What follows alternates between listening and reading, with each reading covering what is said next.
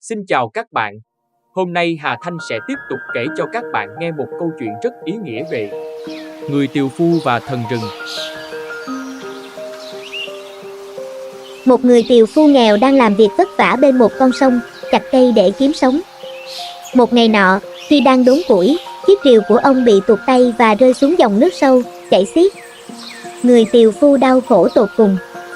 Ông không có tiền để mua một chiếc rìu mới, và không có nó, ông không thể kiếm sống. Ông ngồi bên bờ sông, khóc lóc trong tuyệt vọng. Bất chợt, dòng sông bắt đầu cuộn sóng, và một vị thần rừng xinh đẹp từ dưới nước trồi lên. Trên tay bà cầm một chiếc rìu vàng. Có phải ông đang khóc vì đã đánh mất chiếc rìu của mình không? Bà hỏi ông bằng một giọng nói dịu dàng. Chiếc rìu vàng này có phải của ông không? Người tiều phu nhìn vào chiếc rìu lấp lánh nhưng lắc đầu. Không, chị, ông nói, chiếc rìu đó không phải của tôi. Rìu của tôi chỉ là một chiếc rìu sắt đơn giản. Vị thần mỉm cười và biến mất trở lại xuống nước. Một lát sau, bà lại xuất hiện với một chiếc rìu bạc. Chiếc này có phải của ông không? Bà hỏi. Một lần nữa, người tiều phu trung thực lắc đầu. Không, thưa thần. Rìu của tôi không phải làm bằng bạc. Vị thần lại mỉm cười và biến mất, rồi quay lại với chính chiếc rìu sắt cũ. Sờn mòn của người tiều phu. Đây có phải là chiếc rìu mà ông đã mất không? Bà hỏi. Phải. Người tiều phu mừng rỡ reo lên. Đó chính là chiếc rìu của tôi. Cảm ơn vị thần tốt bụng. Vị thần rừng rất hài lòng với sự trung thực của người tiều phu nên bà quyết định ban thưởng cho ông. Sự trung thực của ông là một kho báu lớn, bà nói.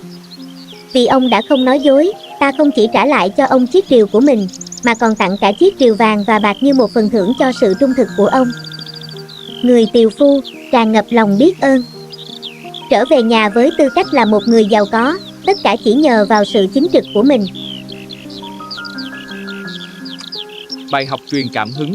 Câu chuyện ngụ ngôn này dạy chúng ta rằng sự trung thực là một đức tính tự nó đã là phần thưởng và thường mang lại những của cải bất ngờ.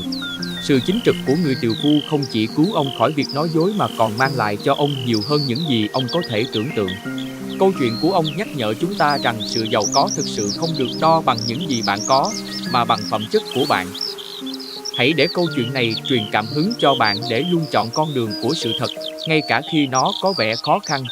Trong một thế giới nơi những con đường tắt và sự lừa dối là phổ biến, một danh tiếng về sự trung thực là một tài sản hiếm có và mạnh mẽ. Nó xây dựng lòng tin, củng cố các mối quan hệ và mang lại cho bạn một lương tâm trong sạch. Hãy giống như người tiều phu, trân trọng sự chính trực của bạn hơn tất cả mọi thứ khác, và bạn sẽ thấy rằng cuối cùng, nó sẽ dẫn bạn đến những kho báu vĩ đại nhất. Cảm ơn các bạn đã theo dõi câu chuyện. Hẹn gặp lại các bạn trong video sau.